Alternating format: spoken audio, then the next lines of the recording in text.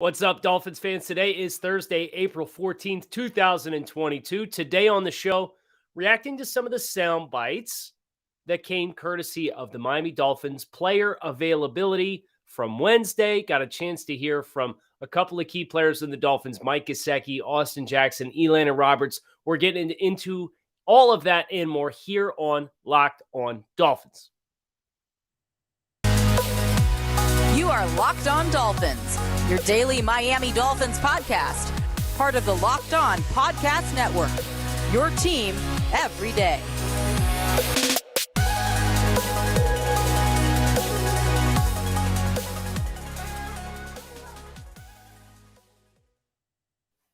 What's going on, Dolphins fans? Kyle Krabs, your host here on Locked On Dolphins. Today is Thursday, April 14th, 2022.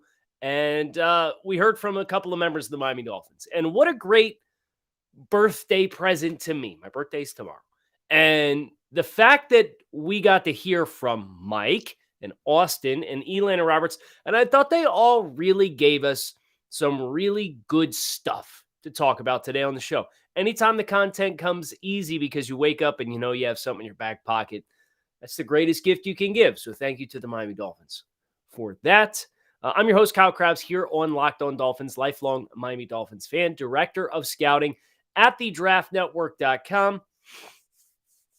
And I want to make sure I thank you guys for making Locked On Dolphins your first Miami Dolphins listen of the day. With that in mind, I want to touch on what we heard from Austin Jackson first. I do have the quotes down here in front of me. I want to read through a couple of them.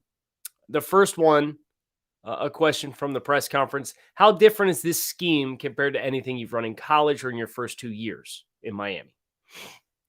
Austin's response, what I like about this scheme is that it's very detailed. It's very detailed. We have very detailed emphasis. At the end of the day, we're going to have to rely on the concepts that we know, study, and train for, which is fun. It's actually a lot of fun to do that because when you get in an actual game, there are a lot of different situations to be ready for. I think we'll definitely have our great playbook and concepts that we're installing right now to fall back on. Wonderful. Great. So this is not a surprise if you've followed along as far as the resume of Coach McDaniel and the things that he does well and the things that he's largely applauded for. Attention to detail and the mad scientist, if you will, behind the play calling has always been the MO of Coach McDaniel. But for a Dolphins offense last year that got a little stale at times, a lot of, what's the word I want to use here? A lot of their run game principles were pretty elementary, split flow zone, duo, pretty much trying to work doubles inside, climb up to second level. But the identification of the front seemed like it was always a problem because there was never a consistency as far as execution on who's coming off to pick up who. And when you did block it right, that's when like the one or two guys that would have the execution errors, those blown up blocks would blow up the play. So to hear from Austin Jackson that, yes, indeed, the Dolphins have an offensive playbook that is very much detail-oriented, attention to detail, is a win. That's a plus. And that's a reaffirmation, an affirmation of what we've thought we've known we were getting. Now, how well it manifests itself on the field is a different story entirely, but at the very least, you like hearing this positive reinforcement early in the season. Next question that Austin had received was, the zone rushing philosophy seems to align with many of your strengths, as in him in particular. How do you think it aligns with your strengths? Austin says, it aligns with a lot of my strengths, one of them being my athletic ability. Of course, personally, I feel like I can play in any system. It definitely aligns to the strength of overall as a team. I'm really excited. I don't know how to fully explain my excitement, but just know we'll definitely be utilizing speed all around. We have a team full of people that are fast, skill-wise, and offensive line-wise. Very competitive and very aggressive. Those are three fundamentals as players that we pretty much operate on. Okay, so this is important. And any individual team, any individual unit within a team You have to have your core pillars, your foundational pieces of who are you as a football team. And Austin Jackson just gave us 3 pillars of the identity of the Miami Dolphins offensive line. For the Brian Flores led teams, it was smart, tough, loves football. It's important to him, works hard, selfless. Like all of that whole cliche where you could ask him about any player and you just have the checklist and you go 1, 2, 3, 4, 5. Yep, he hit them all. Bingo. We have our first sampling of that for the Mike McDaniel Miami Dolphins. Very competitive, very aggressive, speed all around.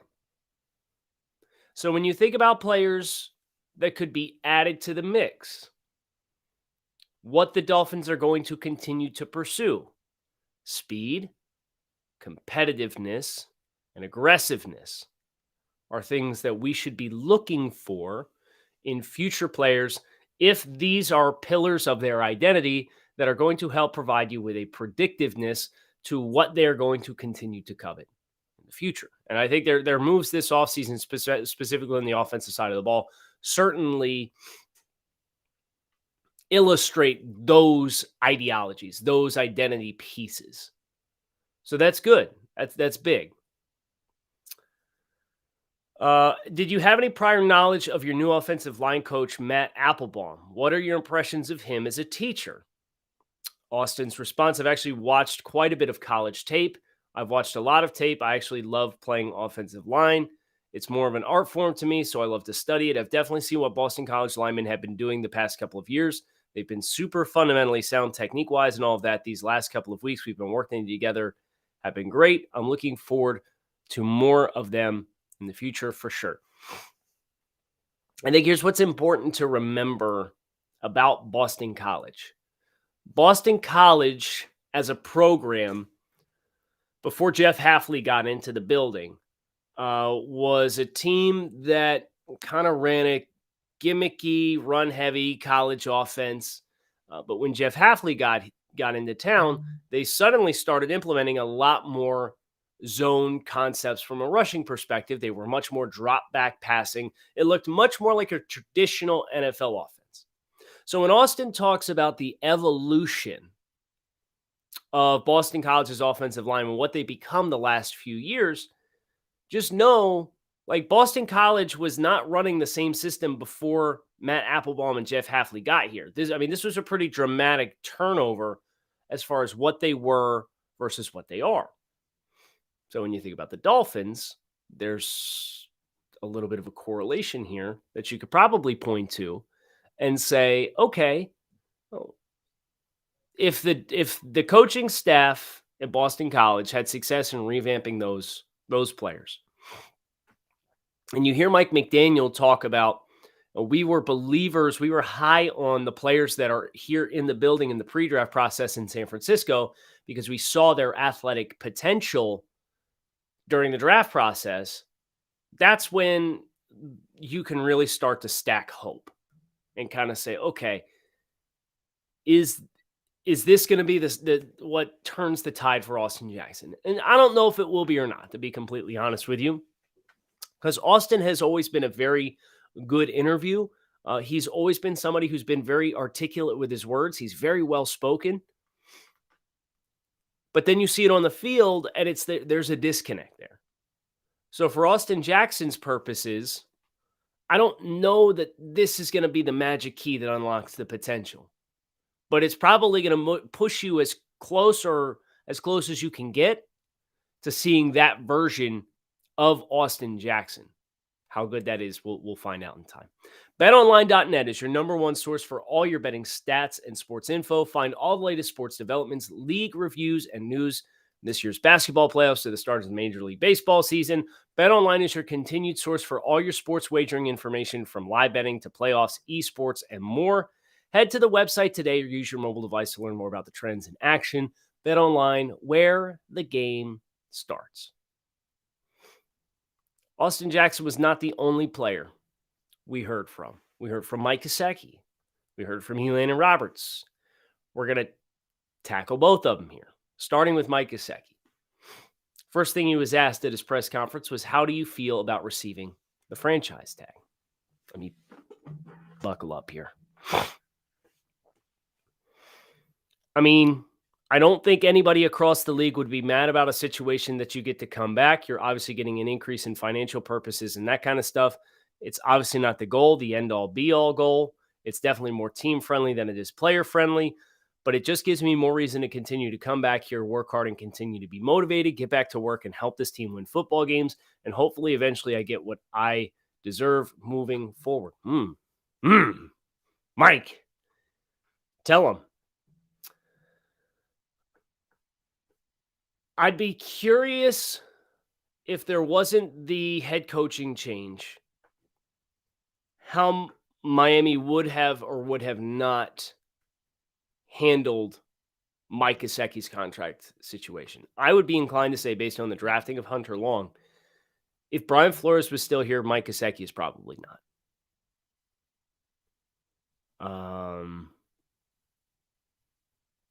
And this might, as far as why the Dolphins haven't given Mike what he feels he deserves, and I certainly think he deserves a long-term contract. And that's when Mike says it's team-friendly, not player-friendly. You might say, well, how can it be team-friendly when it's fully guaranteed $11 million? It's a large dollar amount.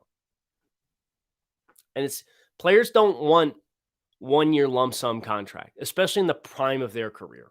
Mike just got done playing 4 years in the NFL for marginal dollar amounts in the scale of NFL economics.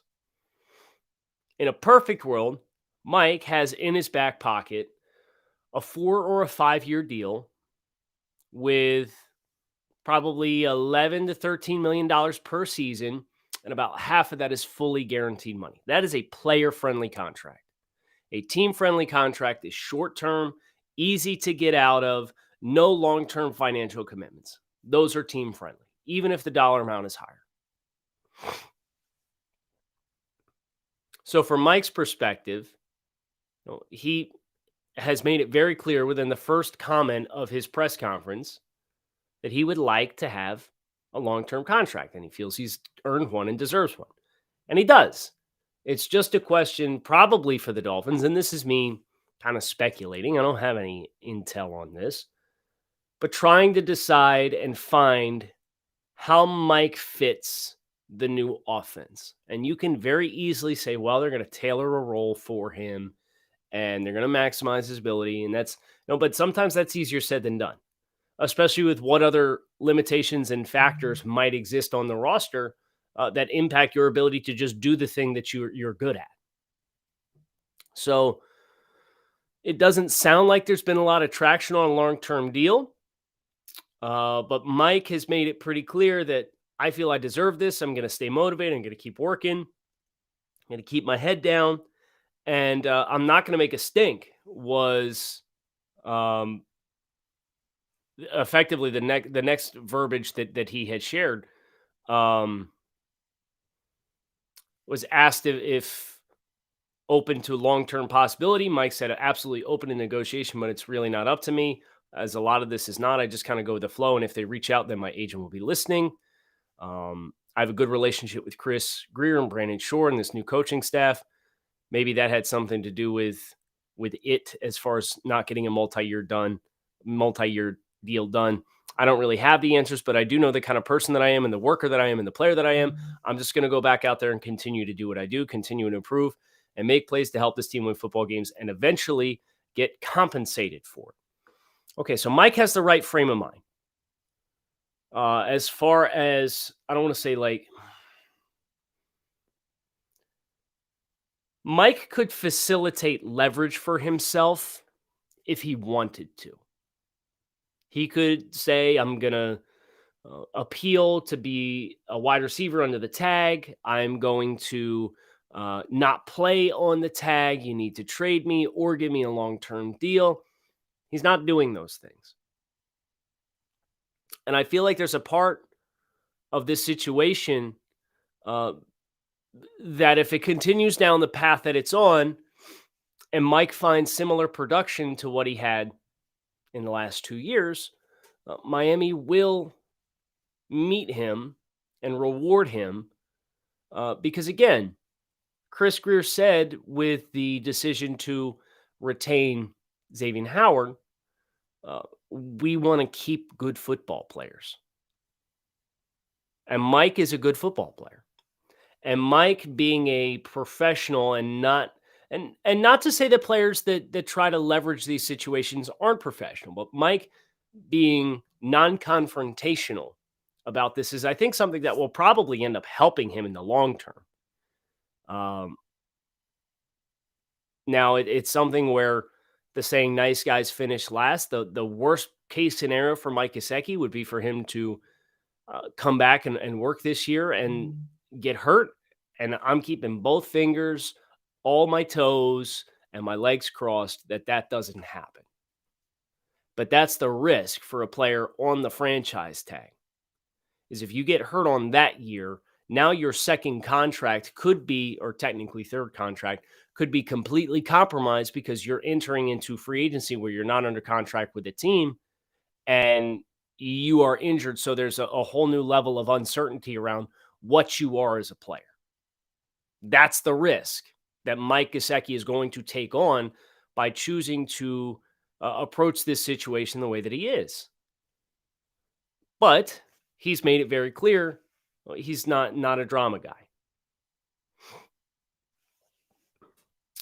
Mike was also asked about Coach John Embry and George Kittle as far as trying to find expectations for himself. When you look at 49ers film and you talk to Coach McDaniel and you talk to John Embry, what do you see and what do you hear about your skill set and how it could fit into the scheme? Mike's response, yeah, it's definitely a different scheme as to what we've played in, but at the end of the day, football is football. These coaches are elite in what they do, and I think they're going to put people in position to be successful. To be honest, we haven't really gone over installs or anything like that. It's just been very, very basic knowledge of the offense. So that's pretty much where we're at right now, but I'm ready to go, do whatever I can to go out there and make plays. Did George Kittle run a lot of routes that you have run? I would say George and I are different players, but in terms of route running and ability to make tough catches and make plays, I think the thing is he's the best in the league at. I think out of probably anybody at the position is yards after the catch. He gets the ball and he runs angry. He runs people over. He stiff arms people. He runs by people. So I think having Coach Embry here, and he's kind of a guy that helped. I'm not saying that he's the reason that George is where he's at or that George is the reason that John is the coach that he is, but they worked together and did a very good job together. So he was able to help him in a lot of aspects. And obviously George is the player he is now. So I'm happy to have Coach Embry here and definitely have some good tape to watching Kittle out there. Great. It's nice to hear from Mike. Obviously, he was somebody whose future with the team was in flux. It seems as though he's in a good headspace to go out and earn it and prove to the Dolphins, hey, if you're not going to pay me now, I'm going to make you pay me even more later. And I hope that's the case. That would be the best case scenario, right? Got to talk to you guys about our friends over at Shady Rays. Shady Rays is an independent sunglasses company that gives you the features of $200 sunglasses for a fraction of the price. That means polarized lenses, well-constructed durable frames, and premium high-end finishes. Also something you won't find anywhere else is Shady Rays' insane protection program. Shady Rays includes loss and broken protection on every pair of sunglasses. They will send you a brand new pair if you lose them, no matter what happened. Give them a try, and if you don't love them, you'll pay nothing. It's as simple as that. Plus, 10 meals are donated to fight hunger in America when you shop with Shady Rays, exclusively for our listeners here on Locked On. Head to shadyrays.com and use promo code Locked On to get a 50% off 2 or more pairs of polarized sunglasses. That's code Locked On for their best deal of the season. 50% off 2 or more pairs of Shady Ray sunglasses, backed by over 150,000 verified 5-star reviews. RockAuto.com is a family business who's been providing auto parts customers with high-quality service online for the last 20 years. So whether you're shopping for engine control modules, brake parts, taillights, motor oil, or even new carpet for your classic or daily driver, RockAuto.com has everything you need in one easy-to-navigate catalog, and in just a few clicks, you can get everything delivered directly to your front door. Best of all, prices are the same at RockAuto.com for both professionals and do-it-yourselfers, so why would you shop anywhere else and spend up to twice as much for the same parts? So visit RockAuto.com for all your auto parts needs today and write Locked On in their How Did You Hear About Us box so they know we sent you. Amazing selection, reliably low prices, and all the parts your car will ever need at rockauto.com.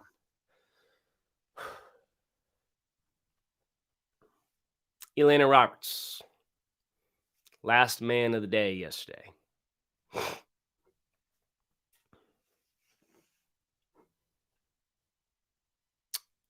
First question he received.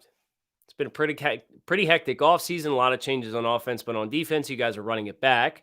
How surprised were you to see that, and what are your thoughts about that to everybody on defense running it back?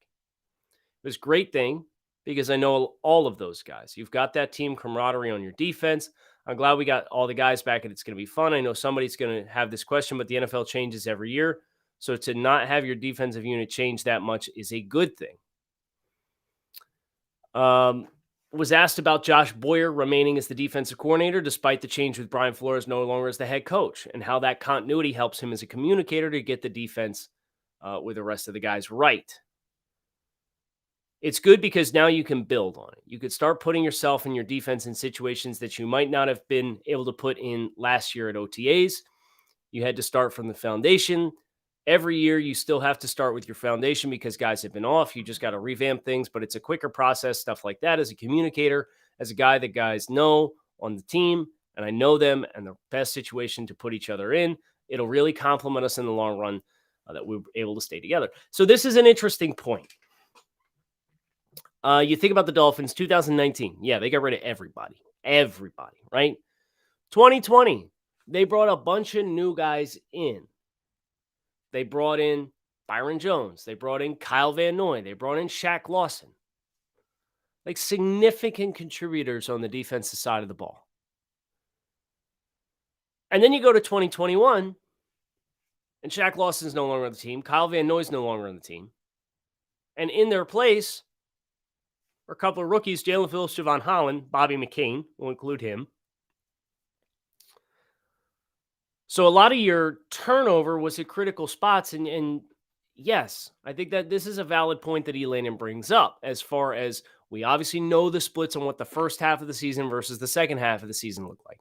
Some of that was due to strength of schedule. Some of that was due to being limited on that side of the ball. Some of that was due to them not being as aggressive as they'd ideally like to be for whatever reason, whether it was the youth and inexperience and the handcuffs that they had on them in that regard. But as Elandon points out, you have everybody now back. So your onboarding process should be much smoother, much quicker. That's a good thing. And that's what you're banking on for Miami. And of course, Miami banked on a lot last year, and a lot of it didn't hit. But if that's what you're banking on, that's sound process to be able to hit the ground running this year. Elandon asked why he decided to come back. To be fully transparent, just felt like this is my defense. I'm a leader on the team and a leader on the defense. It was kind of no-brainer for me, to be honest with you. I love being in Miami. My family loves it out here. I have a good relationship with everyone in the building. It's kind of a no-brainer. Okay. I appreciate that ownership of this team. And say what you will about Elandon Roberts, and I have not personally been shy about my opinion that's a position on the defense that from a skill set perspective is an upgrade opportunity for Miami. The fact that he does know the defense, the fact that he is embracing a leadership role on the team, I think that's a good place to start. And then depending on what the Dolphins choose to do, if you find the right balance in personnel, then I think that's when you'll find the best version of Elandon Roberts. But I said, even when advocating for potentially exploring an upgrade opportunity at the position, I'd love to have Elandon Roberts back, but I'd ideally like him being somebody who plays a little bit more of a leadership role, but has a little bit more snap share on special teams and a little less snap share on the early downs of the actual defense. Of course, that is going to have to come back to whether or not they find other contenders to play in that spot and how quickly they can get them up to speed. But it was good to hear from a number of the members of the Miami Dolphins, and it was good to hear from each and every one of you. Hope you guys enjoyed today's episode of Locked On Dolphins. Keep it locked in right here on Locked On Dolphins. Kyle Krabs, fins up. Till next